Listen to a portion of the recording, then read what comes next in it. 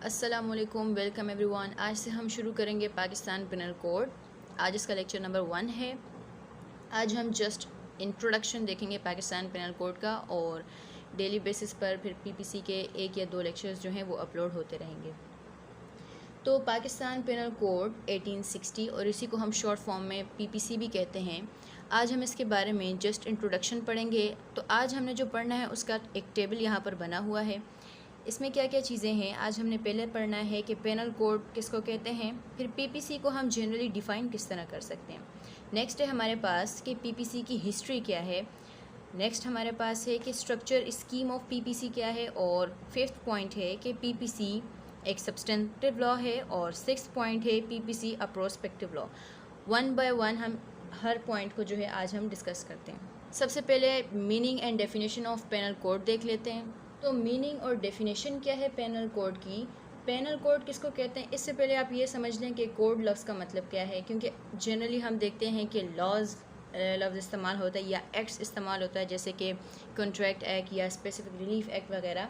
तो कोड लफ्ज़ में क्या, कोड लफ्ज़ का क्या मतलब है यहाँ पर। तो कोड का जो जनरल मीनिंग होती है ये क्या होती है, कलेक्शन ऑफ लॉज, यानी कि लॉज की सिस्टमेटिक जो अरेंजमेंट होती है वो क्या कहलाती है, कोड। एक चीज़ और समझ लें कि ये जो कोड लफ्ज़ है ये एक ओल्ड टर्म है, ठीक है। तो इसका जो सिनोनियम है वो क्या है, लॉ। फिर इसके बाद हम देख लेते हैं कि पेनल कोड का क्या मतलब है। तो पेनल कोड कौन सा कोड है, पेनल कोड या पेनल लॉज, ठीक है। Code of laws related to offences and their punishments. ऐसा कानून जो किसके हवाले से हो, ऑफेंसेस के हवाले से यानी जराइम के हवाले से, एंड देयर पनिशमेंट्स और उनकी सज़ाओं के हवाले से, वो लॉ क्या कहलाता है, पेनल कोड या पेनल लॉ। अच्छा, पेनल लॉ का ही, पेनल कोड का ही दूसरा नाम हम जो मोस्ट कॉमनली यूज़ होता है वो क्या है, क्रिमिनल लॉ, ठीक है। Penal law, criminal law, penal code, ये तमाम सिनोनियम्स हैं। दूसरी डेफिनेशन, दूसरे लफ्ज़ों में हम इसको किस तरह डिफ़ाइन कर सकते हैं, पेनल लॉज मीन्स स्टेचूट्स, ये वो वाले कवानीन हैं। स्टेचूट्स किन को कहते हैं, कवानीन को कहते हैं, एक्ट्स को, लॉज को। Enacted and enforced bye the state in its own name, ये वो वाले तमाम कवानीन हैं जो कि स्टेट पास करती है और इन्फोर्स भी स्टेट करती है, यानी लागू भी स्टेट करती है। किस लिए, इन इट्स ओन नेम, अपने नाम में। आपने देखा होगा कि जितने भी क्रिमिनल केसेस होते हैं वो सब in the name of state ही होते हैं। Which imposes penalties for the conduct prohibited by the state, जो क्या करता है, विच इम्पोजेज पेनल्टीज़, जो क्या करेगा, पेनल्टी इम्पोज करेगा। पेनल्टी यानी कि पनिशमेंट, तो इसका सिनोनियम क्या है, पनिशमेंट, पेनल्टीज़, दोनों सेम लफ्ज़ हैं। किस वजह से punishments for the conduct prohibited by the state, यानी स्टेट ने आपको जिन चीज़ों से मना किया है, जिन कंडक्ट से मना किया है, अगर आप वो काम करते हो तो उनके लिए सज़ा प्रोवाइड कहाँ की हुई है, पेनल लॉज में। तो पेनल लॉज, इस डेफिनेशन के हवाले से पेनल लॉज का क्या मतलब हुआ, ये वो वाले कवानीन हैं जो कि स्टेट खुद इन्फोर्स करती है। और इन लॉज का मकसद क्या होता है, पनिशमेंट्स देना, पनिशमेंट्स प्रोवाइड करना, पेनल्टीज़ प्रोवाइड करना उन कंडक्ट्स के लिए जो कि स्टेट ने मना किए हैं, प्रोहिबिटेड हैं स्टेट की तरफ से। तो लास्ट और सिंपल डेफिनेशन क्या है, a law which prescribe penalties for one who violets it, वो लॉ जो पेनल्टीज़ प्रोवाइड करे उनके लिए जो इन लॉज को वायलेट करते हैं, इनकी वायलेशन करते हैं। पेनल कोड किस कोड को कहते हैं, ऐसे कोड ऑफ लॉज या ऐसे लॉज जो कि ऑफेंसेस से रिलेटेड है और उनकी पनिशमेंट्स को प्रिस्क्राइब करते हैं, वो तमाम लॉज क्या कहलाते हैं, पेनल लॉज। इनमें आपको क्या मिलते हैं, ऑफेंसेस और उनकी पनिशमेंट्स। पाकिस्तान पेनल कोड 1860 ये किस तरह का लॉ है पाकिस्तान में। सिंपल, जब आपने अभी पेनल कोड की डेफिनेशन समझ ली है तो पाकिस्तान का जो पेनल कोड है वो क्या कहलाता है, पाकिस्तान पेनल कोड। तो हम इसको किस तरह आसान तरीन लफ्ज़ों में डिफ़ाइन कर सकते हैं, PPC is the main criminal या पेनल कोड ऑफ पाकिस्तान, यानी कि जो पाकिस्तान का जो पेनल लॉ है वो क्या है, PPC. It is a comprehensive code and it covers, इसमें क्या क्या चीज़ें आती हैं, all substantive aspects of criminal law, ठीक है। क्या मतलब है इसका, कि पीपीसी क्या है, पाकिस्तान का मेन पेनल कोड है। It is a comprehensive code. Comprehensive का मतलब क्या है, जामे यानी वसी। And it covers all substantive aspects. इसका क्या मतलब है, अहम पहलुओं को। सब्सटेंटिव अहम एस्पेक्ट्स का मतलब क्या है, पहलू। तो ये पाकिस्तान का वो लॉ है जो क्रिमिनल लॉ के तमाम अहम पहलुओं को कवर करता है। तो ये लॉ कौन सा है हमारे पास, Pakistan penal code. So it is the main criminal code. बात समझ में आ गई। यानी कि पाकिस्तान पेनल कोड आपको क्या चीज़ें प्रोवाइड करता है, यह आपको बताता है ऑफेंसेस के बारे में और उनके लिए जो पनिशमेंट्स स्टेट ने बताई हैं उनके बारे में बताता है। इसके बाद हम डिस्कस करते हैं कि पीपीसी की हिस्ट्री क्या है। तो एक चीज़ तो यहाँ से आपको समझ आ गई होगी कि 1860 में तो ज़ाहिर है पाकिस्तान उस वक्त वजूद में नहीं आया था।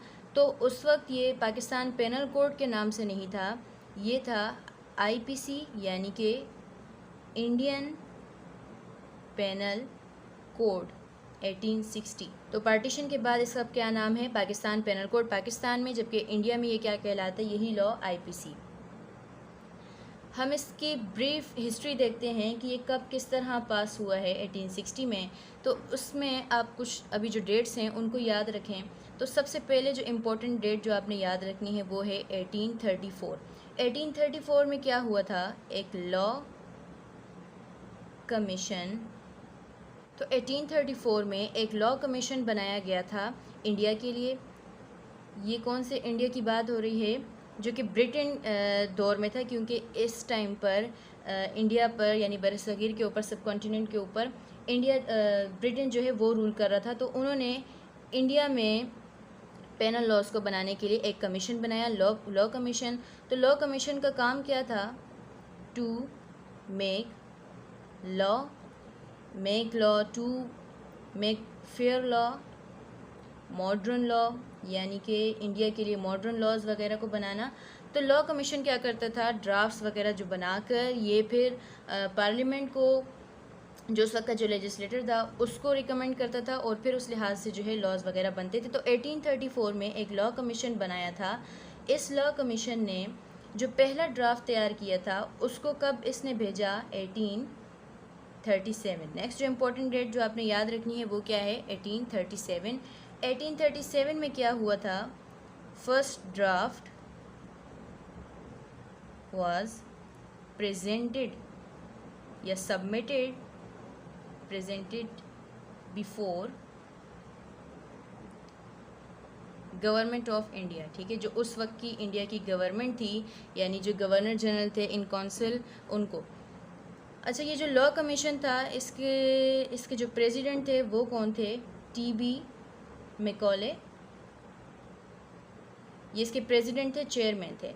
तो 1837 में पहला ड्राफ्ट जो है इस कमीशन ने बनाकर गवर्नमेंट ऑफ जो इंडिया थी उस वक्त की, जो उस वक्त गवर्नर जनरल थे, उनको भेजा। और इसके बाद इसके अंदर मज़ीद चेंजेस वगैरह होते रहे।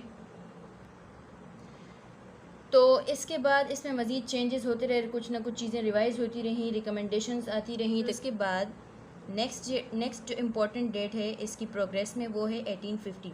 1850 में क्या हुआ था, कंप्लीट ड्राफ्टिंग ऑफ आईपीसी, जो इंडियन पेनल कोड था उसकी कंप्लीट ड्राफ्टिंग हो गई थी। और इसके बाद इन 1856 इस ड्राफ्ट को कहाँ पर पेश किया गया, प्रेजेंटेड टू लेजिस्लेटर, जो उस वक्त की लेजिस्लेटर काउंसिल थी उसको पेश किया गया। फिर इसके बाद 6 अक्टूबर 1860 को लेजिस्लेटर ने ये एक्ट जो है ये कोड पास कर लिया, आईपीसी पास्ड बाय लेजिस्लेटर। ठीक है, तो यानी 6 अक्टूबर 1860 को इंडियन पेनल कोड इनेक्ट हुआ है। और उसके बाद तो आप जानते हैं 1947 में पार्टीशन के बाद क्या हुआ, जो इंडियन पेनल कोड है इंडिया के लिए आईपीसी कहलाता है, और यही कोड पाकिस्तान बनने के बाद पाकिस्तान ने अडॉप्ट किया, तो हमारे लिए ये क्या कहलाता है, पीपीसी। और यही लॉ अमेंडमेंट्स वगैरह के साथ, अपनी कंट्री के लिहाज से अमेंडमेंट्स के साथ इंडिया में भी इन्फोर्स्ड है और पाकिस्तान में भी। इसके बाद हमारे पास है स्ट्रक्चर ऑफ पीपीसी, यानी पीपीसी के अंदर क्या क्या चीज़ें आती हैं। तो पीपीसी के अंदर टोटल हमारे पास कितने चैप्टर्स हैं, 23 चैप्टर्स हैं। तो पीपीसी को किस तरह डिवाइड किया हुआ है, चैप्टर्स में, और टोटल 511 सेक्शंस हैं। ठीक, तो पीपीसी के अंदर 23 चैप्टर्स हैं, और इन चैप्टर्स के अंदर फिर हमारे पास क्या है, सेक्शंस, और टोटल कितने सेक्शंस हैं हमारे पास, 511। इसके बाद हम देखते हैं कि पीपीसी किस तरह का लॉ है। तो ये जो लास्ट दोनों पॉइंट्स हैं, सब्सटेंटिव लॉ, प्रोस्पेक्टिव लॉ, इनको आप नेचर के हेडिंग में भी कर सकते हो। तो पहली बात यहाँ पर क्या है कि पीपीसी किस तरह का लॉ है, क्या ये सब्सटेंटिव लॉ है या फिर प्रोसीजरल लॉ है। तो सब्सटेंटिव लॉ, अगर आपने इसको सब्सटेंटिव लॉ और प्रोसीजरल लॉ को समझना हो तो इससे रिलेटेड एक शॉर्ट वीडियो जो है चैनल पर अपलोडेड है, उसे भी आप देख सकते हैं। वहाँ से आपको सब्सटेंटिव लॉ और प्रोसीजरल लॉ का जो डिफरेंस है वो समझ आ जाएगा। तो सब्सटेंटिव लॉ वो लॉ होता है, यहाँ मैं इसको शॉर्ट से जो है ब्रीफली एक्सप्लेन कर लेती हूँ। सब्सटेंटिव लॉज वो वाले लॉज होते हैं जो कि राइट्स, ड्यूटीज़ और लायबिलिटीज़ को डिफ़ाइन करते हैं। और पेनल सेंस में हम क्या कहेंगे, वो तमाम लॉज जो ऑफेंसेस वगैरह को डिफ़ाइन करते हैं, उनकी पनिशमेंट्स वगैरह को डिफ़ाइन करते हैं, वो लॉज कौन से होते हैं, सब्सटेंटिव लॉज। तो पीपीसी क्या है, अब ये भी किस तरह का लॉ है जो क्या करता है, ऑफेंसेस की डेफिनेशंस आपको देता है। ओन ऑफेंसेस के जो एसेंशियल इंग्रेडिएंट्स हैं, जो डेफिनेशन से फिर हम निकालते हैं कि क्या रिक्वायरमेंट्स हैं उस ऑफेंस की, और फिर उस ऑफेंस के क्या पनिशमेंट है, ये सारा कहाँ पर दिया हुआ है, पीपीसी के अंदर। तो यहाँ पर कोई प्रोसीजर नहीं मेंशन किया हुआ कि आप किस तरह जो प्रोसेस है वो मेंशन नहीं किया हुआ। तो प्रोसेस के लिए या प्रोसीजर के लिए कौन सा लॉ फिर आपने फॉलो करना होता है, सीआरपीसी, क्रिमिनल प्रोसीजर कोड। तो पीपीसी क्या है, सब्सटेंटिव लॉ है, और सीआरपीसी इसके लिए कौन सा लॉ है, प्रोसीजरल लॉ। यानी पीपीसी ऑफेंसेस को डिफ़ाइन करता है, पनिशमेंट्स कितनी अवॉर्ड होंगी ऑफेंसेस के लिए, उन सबको एक्सप्लेन करता है। और सीआरपीसी इस सब को यानी सब्सटेंटिव लॉ को एप्लीकेबल बनाता है। सीआरपीसी का काम क्या है, पीपीसी को एप्लीकेबल बनाना। तो जो सीआरपीसी है वो फिर आपको बताता है कि जब ऑफेंस कमिट हो जाए तो फिर क्या करना है, एफआईआर, कंप्लेंट, वो सारी चीज़ें, फिर कोर्ट जो है चार्जेस फ्रेम करता है, और फिर लास्ट में सेंटेंस वगैरह होती है, या फिर जो है एक्विटल होता है, कुछ भी। तो प्रोसीजर कहाँ पर है, सीआरपीसी में, जबकि इसके जो सब्सटेंटिव पोर्शन है वो कहाँ पर है, पीपीसी के अंदर। तो पीपीसी बाय नेचर एक सब्सटेंटिव लॉ है, प्रोसीजरल लॉ नहीं है। लास्ट पॉइंट ऑफ डिस्कशन क्या है कि PPC is a prospective law. तो बाय नेचर पीपीसी क्या है, एक प्रोस्पेक्टिव लॉ है, यानी कि it has a prospective effect of law. दूसरे लफ्ज़ों में हम क्या कहेंगे, PPC has no retrospective effect of law.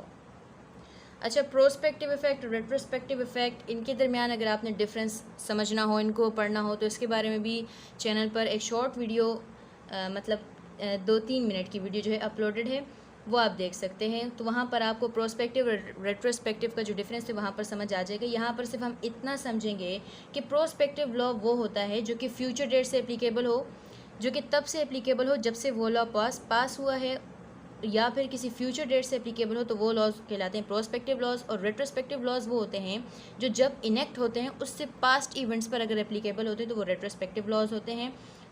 तो पीपीसी भी किस तरह का लॉ है, एक प्रोस्पेक्टिव लॉ है। ये फ्यूचर डेट से एप्लीकेबल हुआ था, पास्ट इवेंट्स से इसका कोई लेना देना नहीं, पास्ट इवेंट्स पर ये अप्लाई नहीं होता, इसलिए हम क्या कहते हैं कि PPC has no retrospective effect of law.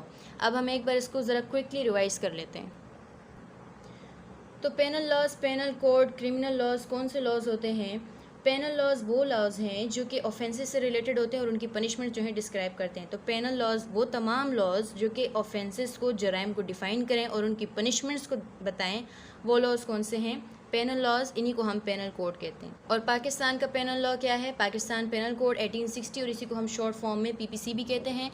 तो इसमें ऑफेंसेस की डेफिनेशन मौजूद है और इसी के अंदर उनकी पनिशमेंट्स वगैरह भी मौजूद हैं। तो क्रिमिनल लॉ ऑफ पाकिस्तान या main criminal code of Pakistan क्या है? पीपीसी। इसके बाद हमने पढ़ा कि पीपीसी किस तरह पास हुआ, इसकी हिस्ट्री क्या है। तो इसकी हिस्ट्री के लिए हमने आईपीसी को डिस्कस किया, क्योंकि आईपीसी यानी इंडियन पेनल कोड जो है वो 1860 में पास किया गया था, और पीपीसी नाम हमने इसका तब रखा आफ्टर पार्टीशन के बाद हमने आईपीसी को अडॉप्ट किया और इसका नाम हमने क्या रखा अपने लिए? Pakistan penal code. तो सबसे पहले इसमें जो इम्पोर्टेंट ईयर है वो क्या है 1834। 1834 को एक लॉ कमीशन बनाया गया इंडिया के लिए, जिसका काम क्या था, इंडिया के लिए लॉ बनाना, यानी लेजिस्लेटर को रिकमेंडेशंस वगैरह जो है वो देना कि किस तरह का जो लॉ बनाना चाहिए। और इस कमीशन के जो चेयरमैन थे उनका नाम क्या था, टी.बी. मैकॉले। और 1837 में इस कमीशन ने पहला ड्राफ्ट बनाकर गवर्नमेंट ऑफ इंडिया, यानी जो इंडिया के जो उस वक्त के गवर्नर जनरल थे, उनको पेश किया था। फिर उसके बाद 1850 में इसकी कंप्लीट ड्राफ्टिंग हुई, आईपीसी की कंप्लीट ड्राफ्टिंग हुई। तो 1837 से लेकर 1850 तक जो भी इसके अंदर रिविजन्स होने थे, रिकमेंडेशंस होनी थी, वो तमाम हुई। फिर 1856 के अंदर 1857 में ये ड्राफ्ट लेजिस्लेटर को पेश किया गया और 6 अक्टूबर 1860 को लेजिस्लेटर ने इस लॉ को पास किया। और पार्टीशन के बाद इंडिया में ये लॉ क्या कहलाता है, इंडियन पेनल कोड, और पाकिस्तान में यही लॉ क्या कहलाता है, पाकिस्तान पेनल कोड। दोनों कंट्रीज़ ने अमेंडमेंट्स, नेसेसरी अमेंडमेंट्स करके इसी लॉ को अडॉप्ट किया है। उसके बाद हमारे पास स्ट्रक्चर ऑफ पीपीसी, यानी पीपीसी के अंदर क्या क्या चीज़ें हैं। तो पीपीसी के अंदर पीपीसी को चैप्टर्स में डिवाइड किया है। 23 चैप्टर्स हैं पीपीसी के अंदर, और इन चैप्टर्स के अंदर क्या मौजूद हैं, सेक्शंस। तो टोटल पीपीसी के अंदर 511 सेक्शंस मौजूद हैं। और लास्ट 2 पॉइंट्स हमने क्या देखें कि पीपीसी बाय नेचर एक सब्सटेंटिव लॉ है, ये प्रोसीजर को डिफाइन नहीं करता। तो प्रोसीजर इसके लिए कहाँ पर मिलता है, आपके पास सीआरपीसी में। तो सीआरपीसी और पीपीसी एक साथ वर्क करते हैं। नेक्स्ट हमारे पास क्या है कि पीपीसी का प्रोस्पेक्टिव इफेक्ट है, ये रेट्रोस्पेक्टिव इफेक्ट वाला लॉ नहीं है। Thank you so much.